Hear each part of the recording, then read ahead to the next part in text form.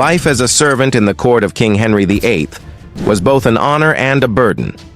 Servants lived close to power, but also in constant fear. A typical day meant waking with the sun, working long hours, and always remembering that one wrong move could cost them their life.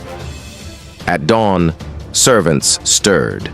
Most slept in crowded quarters, often in small chambers near the kitchens or stables.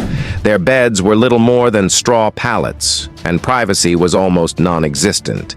The castle echoed with noise, pots clanging, fires crackling, and orders shouted down corridors.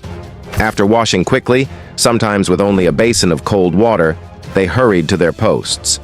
Meals were modest compared to the king's feasts. Bread, cheese, porridge, and watered ale.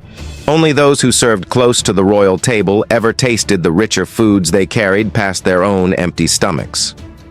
Each role was different. The lowest servants scrubbed floors, carried water, and hauled firewood. Higher-ranking attendants managed the king's clothes, jewels, or chambers. The most trusted, like the groom of the stool, held extraordinary power, tending to Henry's most private needs. But whatever the task, all had to move quickly, speak politely, and bow deeply to every lord and lady they passed.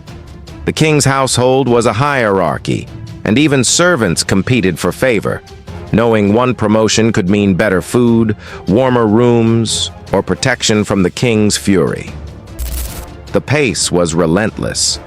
Dishes had to arrive steaming hot, clothing laid out in perfect order, and chambers kept spotless. Mistakes could bring humiliation, or worse. Henry VIII's temper was legendary, and when angered, his punishments were severe. To serve him meant living in silence, always alert, always afraid. The grand halls glittered with music and feasts, but for servants, joy was rare. Every moment was spent in service, not celebration. Disobedience was not simply punished, it could be fatal. A servant accused of betrayal, theft, or disloyalty could be dragged to the Tower of London. Some were whipped, branded, or dismissed in disgrace. Others met the executioner, hanged, drawn, or beheaded on the scaffold.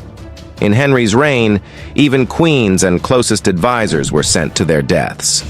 For a servant of low rank, survival depended on obedience.